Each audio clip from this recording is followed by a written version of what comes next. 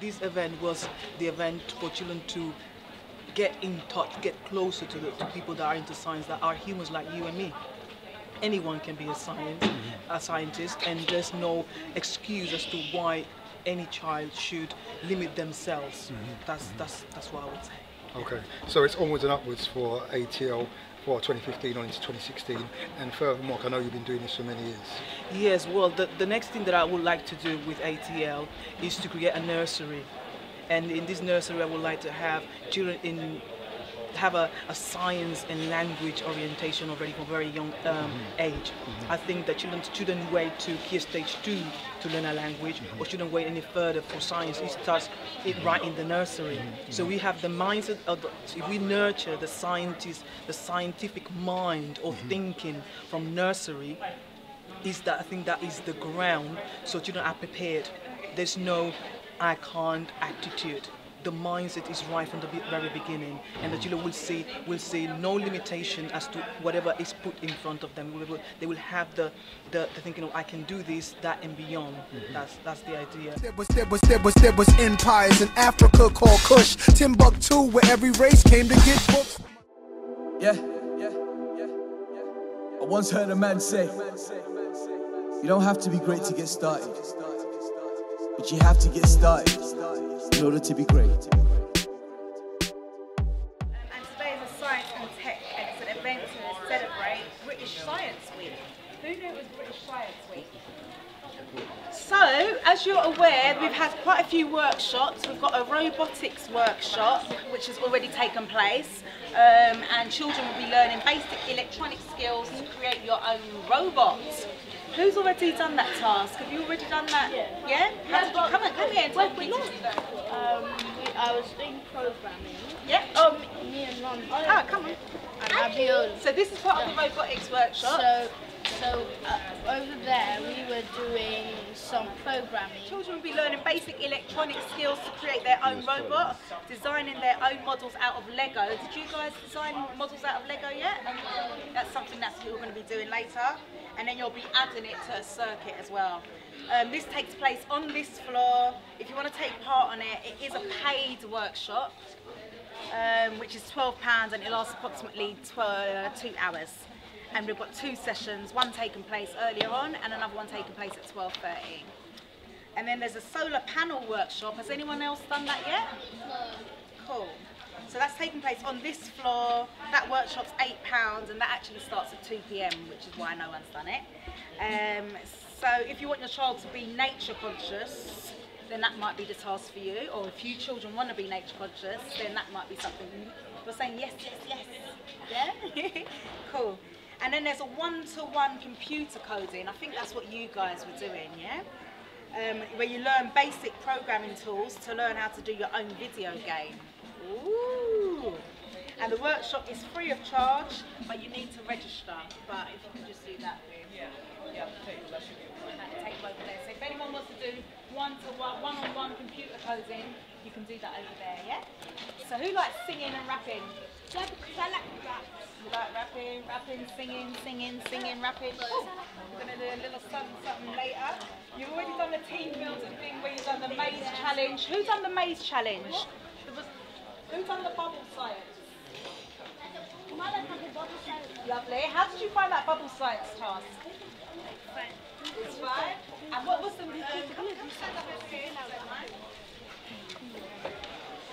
I saw you building this from scratch. You guys done so well. Give them a round of applause. Who saw the bubble task? Who saw that bubble machine? I saw it. Well, good. So tell them about the, what you found, how you found that task. We found it okay, and And if you could have done one thing again, what would you do again? If you could start it again, what would you do different? Read the instructions. I bet a few of you guys are going to say that. And what did you like most about that task? The bubbles. yeah. The end result. Cool. Excellent. Well done. So a round of applause for Malachi and his lovely sister who done the task. What was your name? Maya. Malachi and Maya. Well done. And then there was another machine of 3D animations. That was the really young team. No, that was the really young team. I don't think they're here. But they done a task that was spinning round and round. Did you guys see that? That's right. Now with that task, you had to put the men in specific numbers. So if you go ahead and try and do a task or try to build something without watching the instructions or reading the instructions, what happens if you don't read the instructions? You don't get it correct. What else happens? You might end up doing doing something really wrong.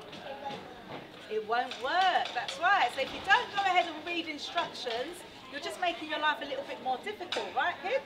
Have you guys ever watched your dad try and build a table and seen how wrong he goes? Because he hasn't watched the instructions, you know? So it's all about that. So even in school in tasks, just read the instructions. It makes your life so much easier, right, kids? Cool. Her name is Brenda Neburago. Well pronounced. And she's the deputy head at St Matthew's Academy, who'll be speaking about the winning attitude necessary to achieve and excel in science and any other subject. So can we have a round of applause for Brenda? It's been great working with you this morning. I was really, really surprised at how well you did. So, technology today is failing a little bit, but we're going to do the best that we can. When I prepared this, it was really for young people, not quite as young as yourselves, so you're going to have to bear with me, and I'm going to have to try to adapt what I'm saying as well. So, I'm hoping that we can talk about how to prepare for a world of science and technology. If everything goes according to plan, you'll understand a definition of science and technology. You'll look at careers linked to science and technology, and how to be successful in studying science and technology. And then there's some key words which I've heard some of you using already.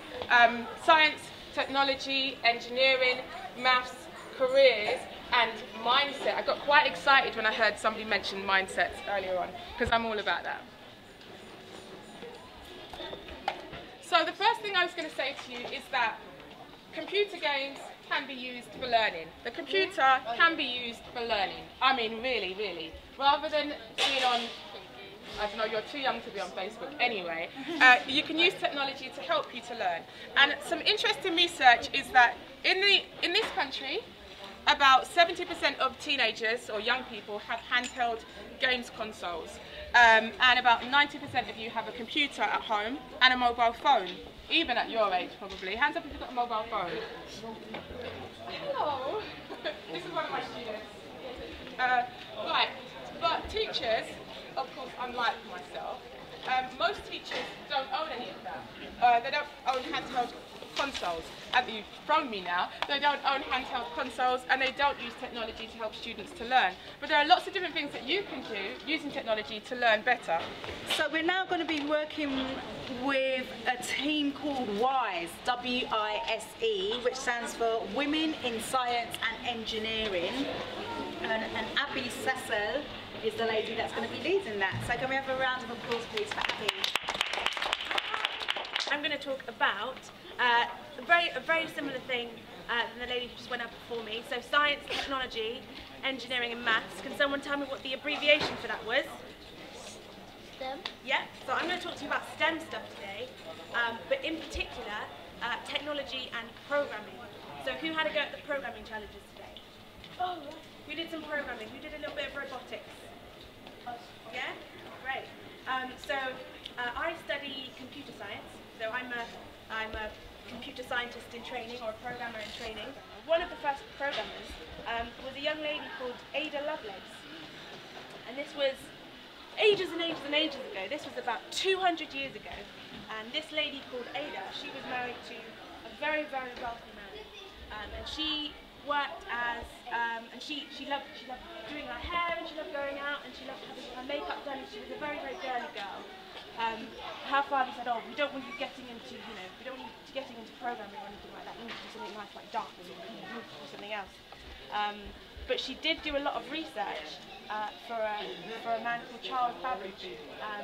And part of her research, Charles Babbage was the friend people's first computer screen. It's a big, big machine that you saw earlier. That is probably a descendant of the first computer, of Charles Babbage's ideas. And so this lady, Ada Lovelace, she was writing a paper about the world's first computer. And she said, well, hang on a minute. How do I give this computer instructions? How is that going to work? And so in her little research paper, she wrote some notes on the side, and she said, well, I think it should work like this. Like you said, I think you should be able to write some instructions into a computer, and then it does what you tell it to. And I think you should be able to do that in whatever language you want. And she had lots and lots of really, really interesting ideas about how interesting computers work. And so, Ada Lovelace was the first computer programmer. So it wasn't like one of those guys with crazy wiry hair that was muttering about and walking around like that. She was a very prim and proper young lady who probably strolled around like this, and went and got her makeup done and her hair done, and wore dresses down to the floor. And that was the world's first computer, well, the world's contested first computer programmer. Who is just arrived here for the second half just now? Majority of you guys. Okay, so we've been going on since 10 o'clock. We've had a few activities on the table where that little lunch and meet are working with the games. We had some of the kids that are at the front here actually make them from scratch, so they actually had to work as a team together and find out how to actually make it work. So you guys feel free to play with those games over there. I'm now introducing our third person that's going to be speaking today. Or actually fourth now, and her name is Dr. Antonio Osama. Don't forget to ever call doctor by that prefix there, doctor. You can't just say them by their name. So, Dr. Antonio Osama. And she came from Nigeria when she was a young girl, and she's now a GP practitioner, and she'll explain her journey to why she became a doctor. So can we have a round of applause for her? Thank you. Thank you. Okay, so my name's Antonia. I always say my name's just Dr. Antonia. Sometimes people don't know how to pronounce my surname, so I just say Dr. Antonia. So I'm quite tall, so I'm going to sit down so the little ones can see me. Okay? Who can tell me what that is? I want someone else. Can you tell me what that is? Microscope. Well done, that's the microscope. So at university, I ended up doing a lot of that, looking down microscopes. My university was called Queen Mary, and that was in East London.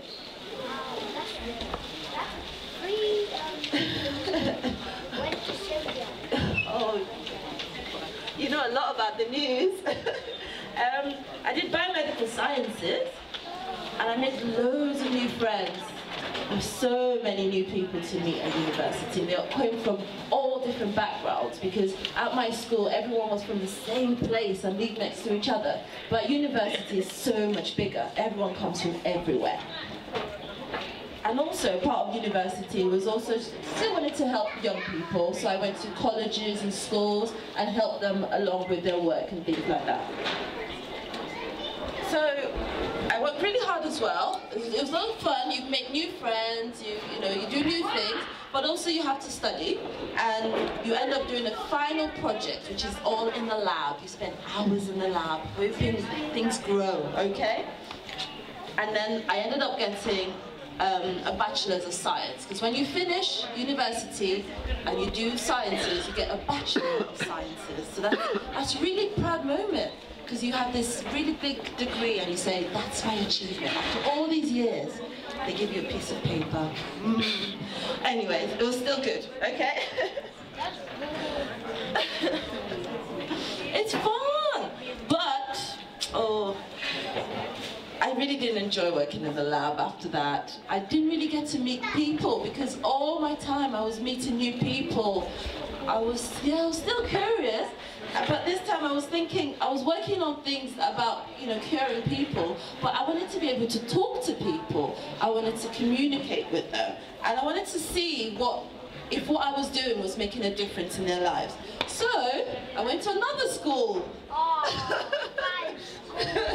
So this time I applied for medical school, because I thought, okay, I did want to be a doctor, but science and experiments was what I really wanted to do, but it wasn't quite me. So remember, even if you do something and you find out you don't enjoy it, you can do something else. You don't have to just give up and say, well, I just have to do it. You can do something else and try it out. We're here at the ATL Learning Centre Science and Tech event over here in Deptford. This is part of Dr. TV representing and covering the event. We're here with Dr. Antonia. She has just done a great presentation in regards to inspiring young people to look maybe into the medical field. Let's get a little bit of background on Dr. Antonia and what it is exactly that you do. Okay, so hello, my name is Dr. Antonia and I am a GP, which is a family doctor. What inspired me to join with the talk with the ATL Centre is I've always wanted to give back. Now, I went to school in quite a deprived area of North London and I didn't really see many doctors growing up, except for the GPs that I went to. And when I told people I wanted to be a doctor, they said, why don't you just become a nurse, you know? So what I wanted to do was for all young people like me, that look like me, or from where I come from, to see that you can, from nothing, become something great. And it doesn't matter if it's being a doctor, a lawyer, a singer, anything. If you put your mind to it, you can do anything. So I think that's what I wanted to do, inspire them to, you know, find something they loved, stick with it, and be really, really, really happy doing it. Okay. Especially working with people in the diaspora, yes. And as you said, you wanted to, bring people from your community who look like you and inspire them to become doctors. Yes. This may sound funny, but nowadays it's children's cartoon, Doc McStuffins. Yes. Do you think that has made a difference to young children growing up, wanting to see an image that looks like themselves, to inspire them to, start uptaking? Looking into doctors, even though it's starting with stuffed toys, yes. Yet the whole point of that imagery is very, very powerful. What do you think about that? I think image is a powerful thing. I think what you put out there is what people look at, and if they see images of people that are not themselves be something, they probably think that if they don't look like that, they can't be that. I think Dr. McMuffins has done great things because when I go into toy shops, I go to Disney, then I see loads of people picking up the toys. I even bought one for my little niece because it's not really about being a doctor as if it's to say it's such a prestigious thing. I think it's just seeing success, and I think that's the most important thing. That when we look at the media and we see people who look like us, we don't want to see negative things because sadly we see a lot of that already. I think we want to empower young people to see positive things about themselves, so people doing well in anything. So if it's, being the best cook you can be, at least you see someone who looks like you, that is. Because we are a minority, and I think it's quite important that if we're going to put our images across, they should be positive ones for young people, so they can see that they can do anything they're inspired to be. No matter what it is, you can do anything. Okay, and just very, very, very quickly, just one more final question. Being that you're a doctor, how do you perceive, when you go into the medical profession, the African holistic attitude towards medicine, right. How does that play a part or not play a part in the medical profession today? Okay, I think one misconception that people have is that when you go and see your doctor, the first thing they do is throw tablets and at you and potions and things like that, which is actually not the case. I mean, the way I practice is I think your diet and your lifestyle is the most important thing. So a lot of patients who come to me, let's say diabetic for example, the first thing I want to know is what do you eat, what do you cook with, what kind of foods do you eat, because we can explore that and make sure it's actually healthy for you. We can also look at exercise, and I also I'm quite a big believer in the mind and the power of the mind and how important it is for people to keep their mind clear and restful.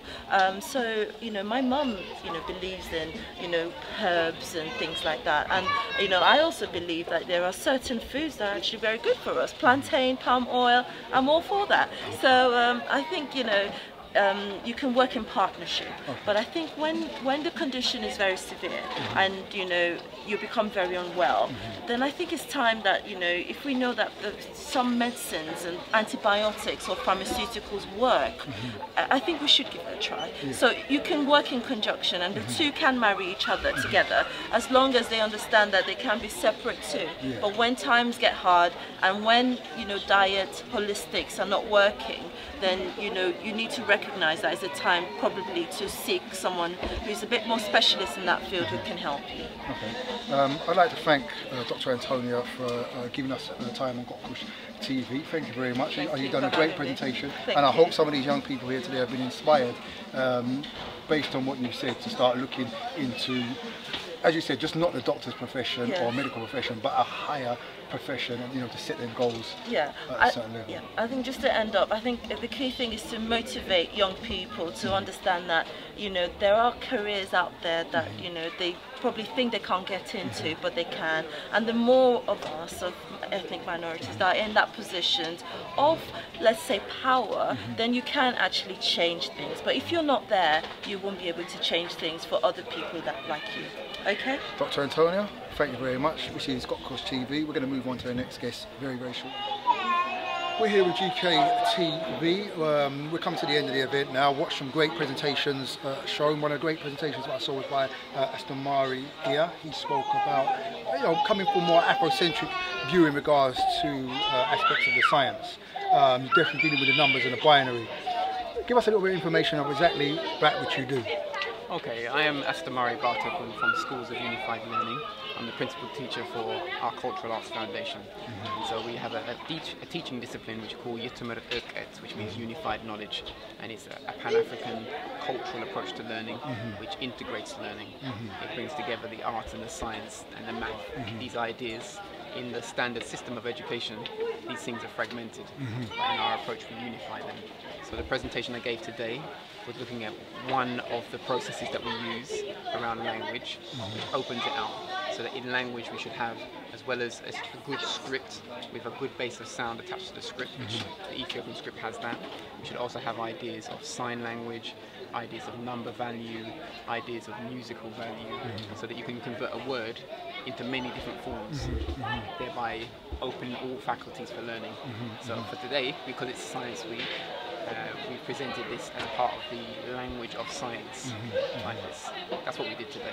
Okay, you touched on definitely some great aspects there, especially when you look at the African holistic form of education, because as you said, in the environment we're in at the moment, things are very much fragmented, and if your teaching becomes fragmented, you the person becomes fragmented, where we was very holistic initially in the way that we taught and we approached things.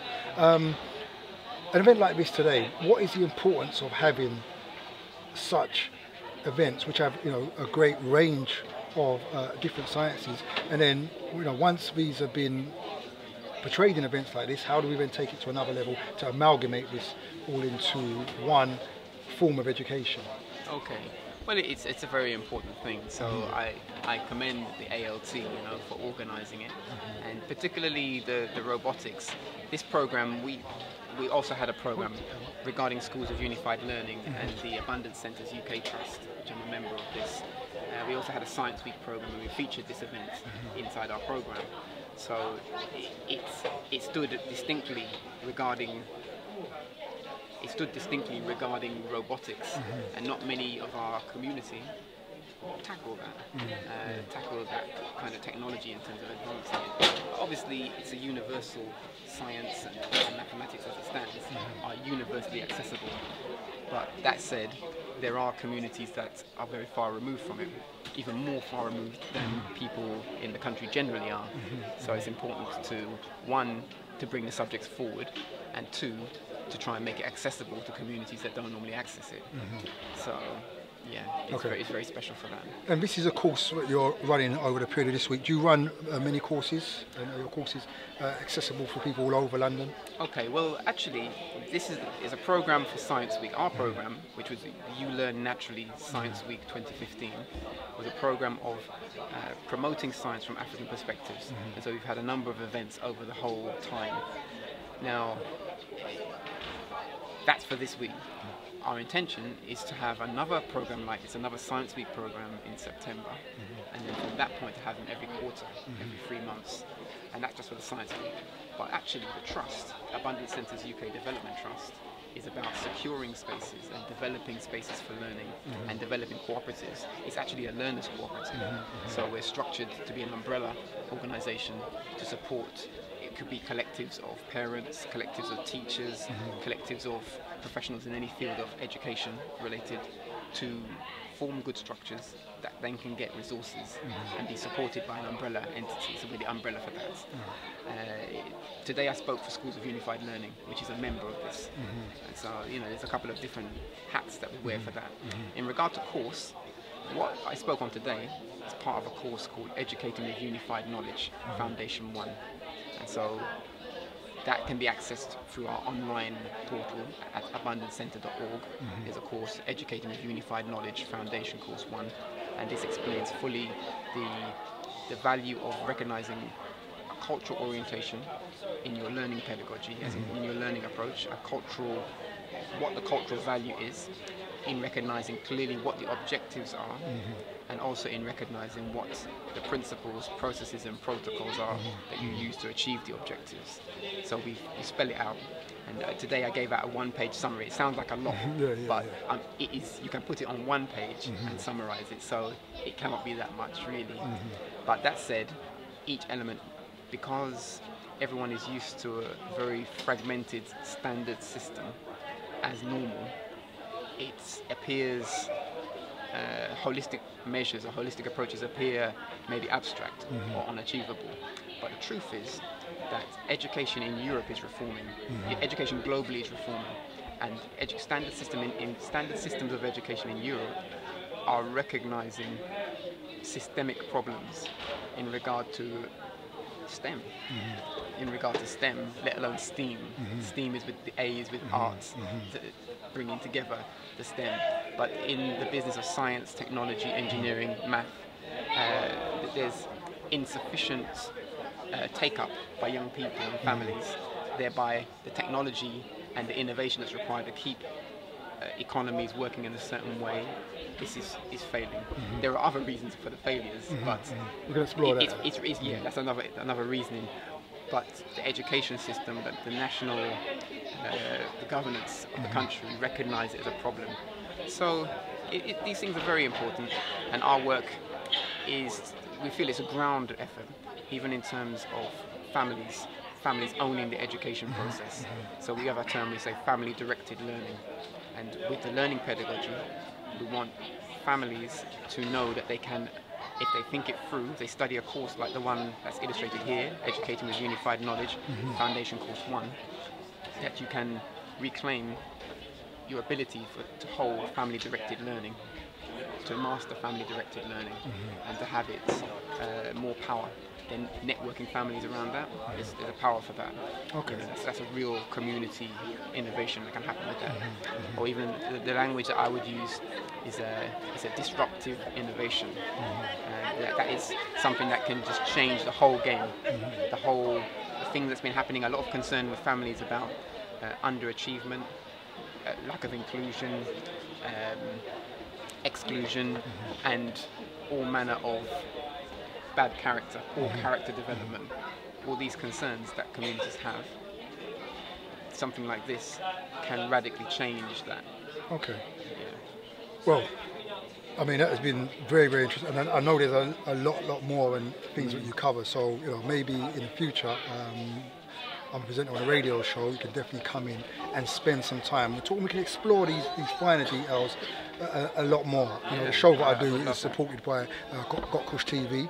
So anything that we do, sometimes the cameras come up there and we can, you know, create an event of it, so we can further empower our people to understand, you know, especially the avenue that you're coming from, which is the holistic view of education. This is something we definitely need to take on board. So I'd like to thank you for your time. Thank you. And I really appreciate you coming down to this ATL event. It's wonderful. I commend the team, the ALT Learning Centre team. I've known the development for a long time. So I know Sister Rohole and her team in regard to this, and it's kept consistency and determination. Most definitely. We need that. The community needs that. We're here at the ATL Learning Centre Science and Tech event. I'm here with Brenda Nagarala. Nabarado. Okay, it's the first time introduction. Okay, but we're working with it. You are a deputy head teacher. Okay, what inspired you to come down here and get involved in the science tech fair?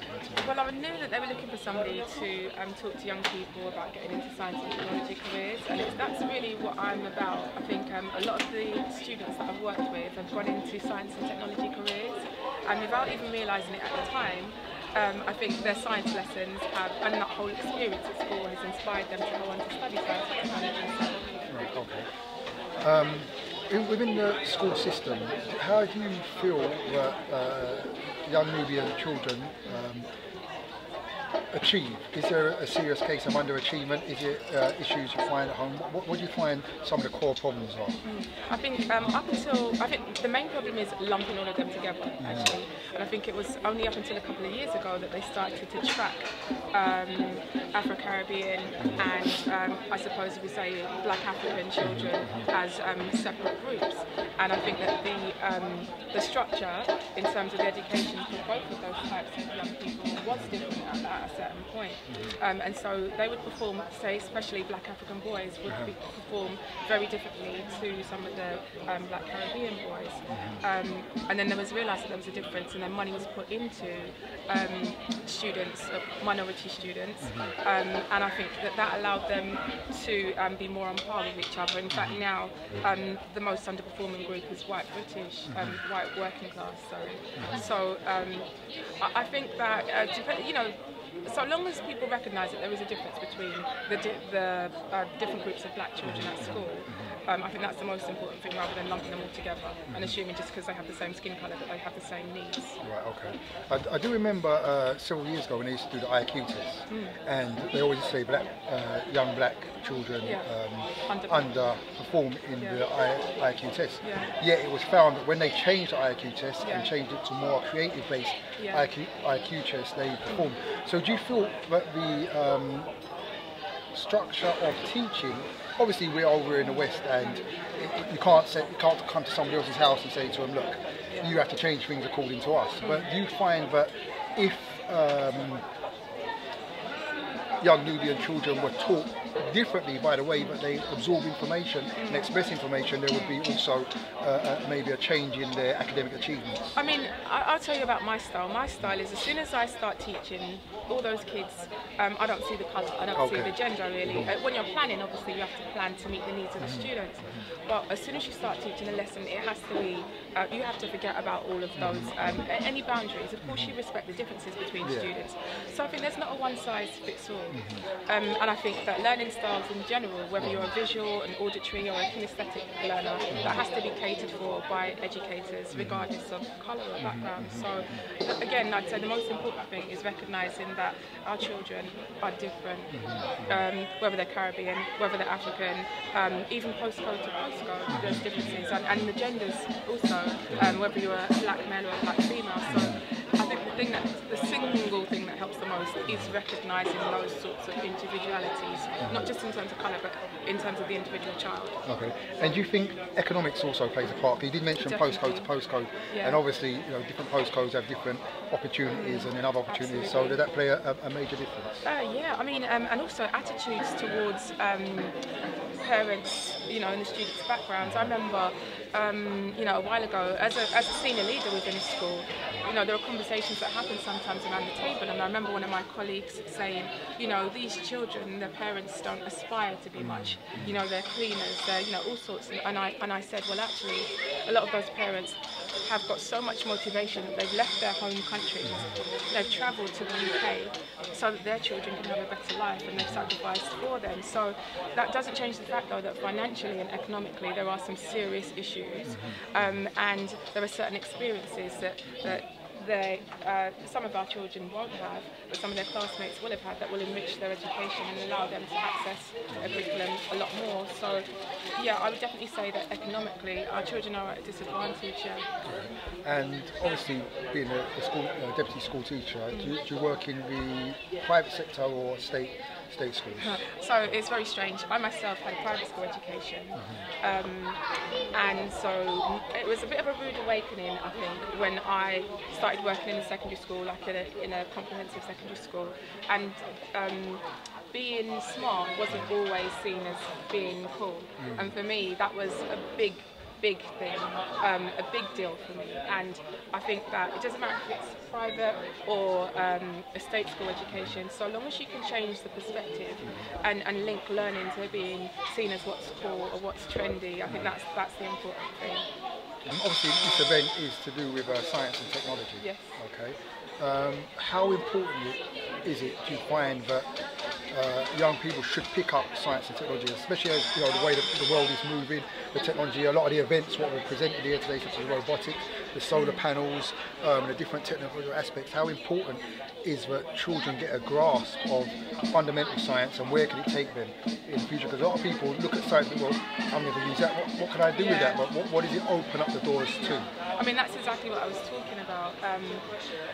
Is that there's some research that's been done by King's College University, and they looked at aspirations of young people, and they also talked to their parents, and the young people and their parents both agreed that science is interesting and that scientists do important jobs, but when it came to the young people actually wanting to be a scientist and aspiring to be a scientist, very few of them did.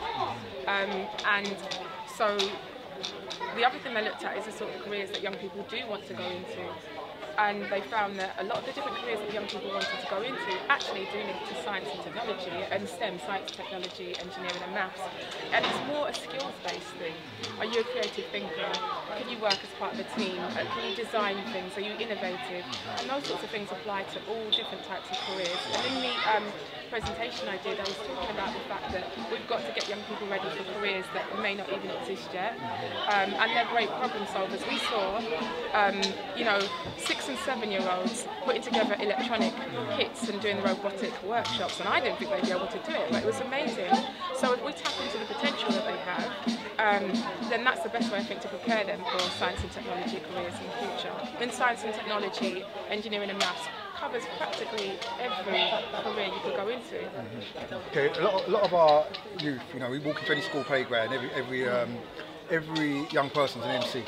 Okay, right. If they're not an MC, they're friendlies. Right, yeah. Okay. And obviously a lot of our young people are very musically inclined, but maybe if the science, because I've been reading a book very recently called Pure Tones versus Musical Enslavement, and it goes into the music industry very much, but it also goes into the science behind music, the mathematics behind music. So do you feel that maybe if our young people were introduced to not just music, but also the science, the understanding of octaves, the understanding of energy, the understanding of vibration, that music is vibration and so on and so forth. Do you think that would make a big difference into maybe not a problem with our children going into music, but at least them having an understanding or understanding of the science behind it, therefore creating a science interest or an interest in science? I think there's two things. I think there's breadth and there's depth. So one thing I'd like to see is more than just, I suppose, what happens is a pigeonholing. Athletics and music. Even when you're teaching students, quite a few teachers on their syllabus and in their plans, they would say, right, so make up a rap to show this or to show that, even if it's not a music lesson. So in one sense it's good because they're trying to tap into what they perceive as quite popular within our young people's culture. But on the other hand, why not ask them to do an iambic pentameter, for example, or something that's really going to stretch them out of their comfort zone and give them opportunities that they wouldn't normally have or be exposed to. So I would say in terms of breadth, they need to be exposed to a lot of other things. Secondly, I know a lot of young people, or even adults, who are into music and they can make beats and all sorts of things, but they can't read the notes. And I think, we need to go deep with our young people because they're very capable. If you are going to go into music, what about the production industry or engineering, music engineering, sound engineering, that side of things. I think around the whole typical music, I can't think what I'm going to say. The whole kind of like typical grab a mic, let's spit a few bars. Some bars, yeah, exactly. I mean, in fact, that's something I would say I discourage in my classroom, and I don't want to dampen their talents, but I think sometimes our young people need to be more aware of how they come across and not revert to type. And sometimes we all do that, even as adults. We will. It is a sort of protective mechanism. But that's why I try to recognise when they're doing other things, I'll make a big deal out of it because I'm really glad to see it. I'm really glad to see them. It's quite a brave thing to do. If you're exposed to a certain thing all the time and being willing to try something new, and even though you might fail, getting back on the horse, so to speak, and trying again. And that's why I was talking about a growth mindset today, and that the potential that our young people have needs to be tapped into. So trying something different with them and exposing them to things that you wouldn't necessarily think they'd be interested in, it can be tricky at times, but it's well worth it in the end.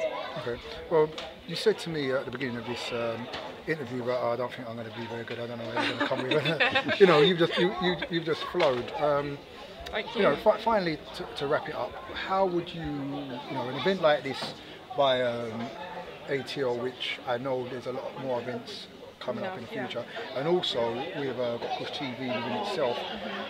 Now, when you spoke about the bars, we're trying to promote, if people are going to get into that, we're trying to promote, well, at least utilise it to be academic, to be positive with, to use terminologies and words and wordplay, which is respected, so people can see there's intelligence behind that which is done. Absolutely. But in general, these type of events, what is the future and how important are these events for our young people? I mean, and I wouldn't even say just for young people. There's one of my students, say hi Anna. I wouldn't even just say for young people.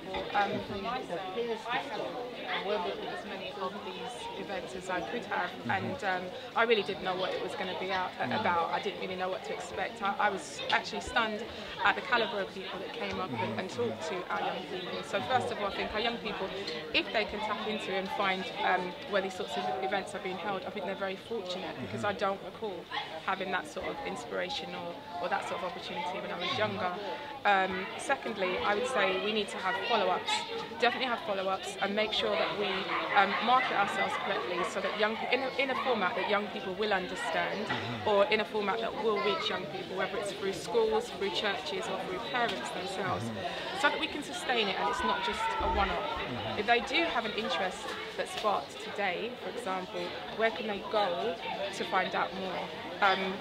Not just going to see their science teacher or the technology teacher. Within their community, what is moving into their community or available in their community for them to sustain their interest. Okay.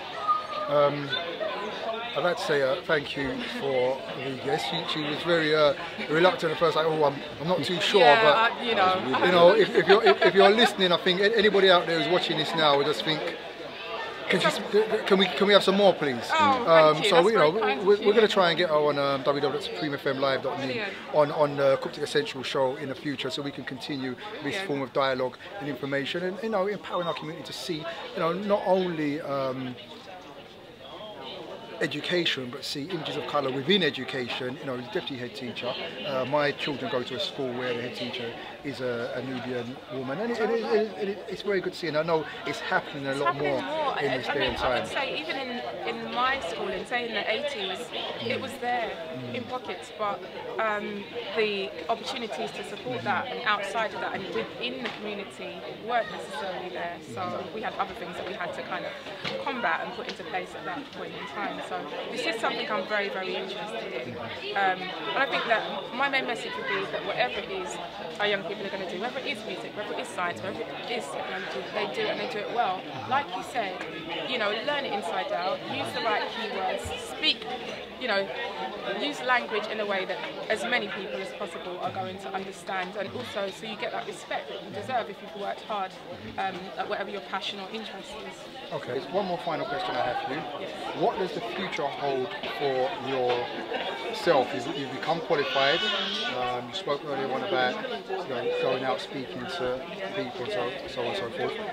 What does the future hold for yourself? What is it that you're doing right now? Well, as you say, I've spent a lot of years studying, and I've got my qualifications now, and I think I'm meant to help people, serve, I don't know exactly in what shape or format as yet, but so I thought I was ready. I could just start my own business, go out there and do it. But actually what I'm finding is that it's actually taken a lot of time and a lot of effort to kind of push myself out there. For example, marketing myself and putting myself on social media. I mean, it took me a whole day to set up my LinkedIn, and that's taken me months to actually get to the point where I'm ready to do it. So I'm finding I'm having to learn a lot of new things. I love learning, and actually I find this quite exciting. I don't mind staying up into the early hours of the morning, you know, on WordPress, trying to build a website. But yeah, I mean, it's stuff I never really knew about before. I'm learning a whole new set of things. Okay, and the website is what you're slowly building. The coming business soon. Is? It's www.iconnectcoaching.co.uk, and it has a range of different coaches, whether it's social media coaches, marketing coaches, self-empowerment coaches, youth mentors, all connected together, just to meet the needs of the people that need us, really. Okay, so, okay. Yeah. Well, we may be able to assist. There's a few other straws in the hat which we're going to bring forward, which may be able to help support you in getting your business together. As I said, we have a radio show which we'd gladly promote that which you're doing, because we're trying to promote people in the community and get those voices out there. There are so much people doing so much great work with people we've never ever hear of. I really feel like there's a change in the air. I don't know what it is, but with the kinds of people that I'm meeting lately, that the universe is putting me in touch with lately, I do feel that there's a definite change in the air. I don't know what it is, but it's quite exciting. Well, you know, we know what it is, but that's a conversation we could talk about another time. We're here with some of the young children who participated in today's event. How did you find the event? We found it good. We found some of the time difficult and some of the time hard, but we still went there in the end. Okay, so some bits you find a bit difficult, and some bits were a lot easier than others. How did you find it? Some of the same as what my friend Ron said, but they tested our brains and they also tested our team building. Okay, and did you learn anything today? Is anything new that you learned? I learned that you need teamwork to complete one challenge, that everybody can do this one thing at the same time, and it was really fun learning. Okay, who else wants to say something? Something positive about today? Anybody? It was really fun computing and making coding stuff to move the turtle one way. This was in the robotics class? Yeah. Okay, so did you enjoy the actual process of making the robot? Yes, it was really fun because you have to try use these electric things and try and make it go the same way, and you have to use teamwork as well. Okay. So what about you, young man? How did you find it today? Good. What did you enjoy? I enjoyed making the robot. You enjoyed making the robot. Excellent. Okay. Anything else we learned? There was go on. I found that ATL learning was a fun way to learn because you learn different stuff in different ways. Okay. And? I also found out what STEM means. And what does it mean? Science, technology, engineering, mathematics. Okay, so those subjects, after coming to an event like this, because obviously you've learned quite a lot. Who here now is looking to become interested in science or science-related subjects? I would become a musician, not musician, a person who does music, sound and different stuff. Sounds. There is a science. We were just talking to a teacher, and there is an actual science behind music. It's more than just notes. You know, there is an actual science. What about you, young man? What is it this has inspired you to become? I wanted to be a maths teacher. You want to be a maths teacher? Okay, that's good. You think you're going to be a good maths teacher? Yeah. Excellent. And yourself? Science technology person. You're going to be a science technology person. What about this little person down here? You want to be a doctor? So was you inspired by the lady who was speaking about being a doctor? Yeah. So all in all, this event's been a very good event. Yeah. Do you think we need more of these events? Yeah, we need. Yeah. We learned what was fun. We done fun learning. You done fun learning. What was the most fun part? Because learning can be fun, can't it? What's the most fun part? when we had to work in teams to make the things with on the table. Right. Okay. So. Make the toys. When we had to make the toys from scratch. Cool. How about the Rubik's Cube? Does anyone complete the Rubik's Cube? No, it was so What? hard. I tried it. Did you get just one face? Yeah, I got. Are you sure? I got 3. No, I never came. I never saw none with no 3 faces on. I've seen they're all. Are you sure you just didn't get one square? Well, at one time I got yellow. At one time I got green. I'm not saying that I got yellow, green, and blue all at the same time. But they all have to test the mind, don't they, and get you thinking. Okay. So in the future, you're going to be the new generation who's going to be putting on events like this. Yes. Yeah. Yeah. That's cool. And what inspired you to come down here today with this group of young boys and girls? Okay, because we're a Saturday school based in Abbeywood, South East London. We work with children ages 5 to 12 of African and Caribbean descent, and at the moment we're studying inspirational women. So when they go back next week, they'll be doing inspirational women in science. Because it is Science Week this week. So the reason why we've come down today is purely because we've worked with the host of the event today before, and we're really impressed with the work that she does, and it's very similar to what we do. And we felt that the children would really benefit from seeing the speakers that she had lined up and taking part in some of the events and really getting their hands in there with different science and mathematics and engineering projects, and we felt that would be a good fit for us. Okay, so it definitely achieved what you thought it would achieve. It definitely and you can see the feedback of the young people. They definitely had a great time and most definitely participated and took something home with them. They definitely did. They really excelled in, especially the robotics. I think the initial session was designed for much older children, but they, went with it. They did what they could do. It's Lego at the end of the day, and I think if they have the interest in learning something, if you present it to them in a way that is interesting and fun, they will pick it up.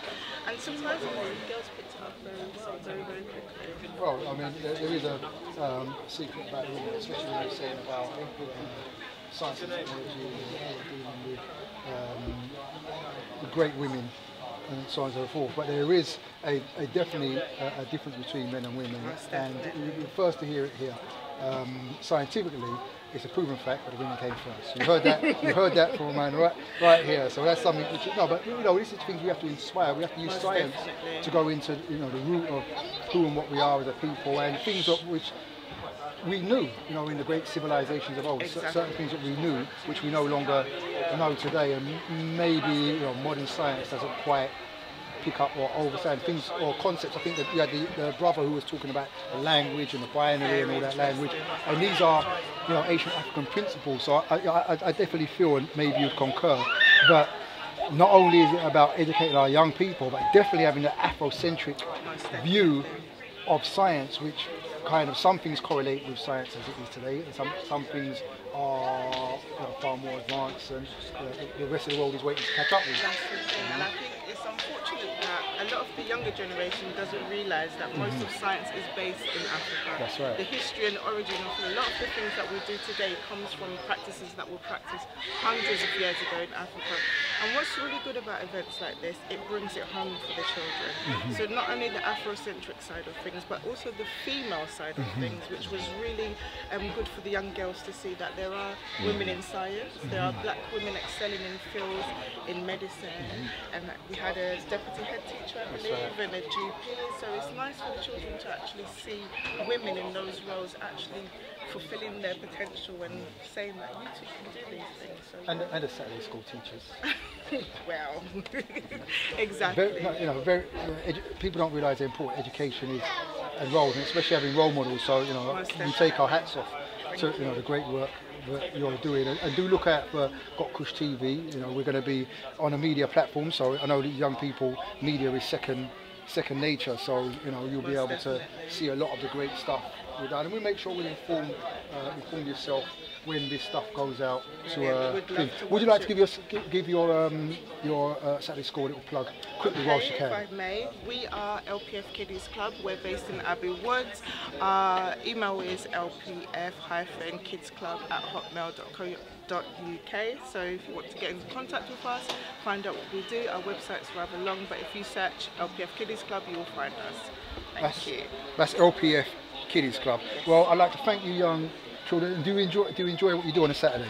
Yeah. Going Saturday to school. And have you got a great teacher? Yes. She is, isn't she? Fantastic. Look, amazing. You young guys are the future, and we exist as older people to try and create a better future for yourselves as younger people, because one day you're going to be standing up here with these mics, with these cameras, or finding cures for diseases, or all the great stuff which we haven't done. You're going to run with. True or false? True.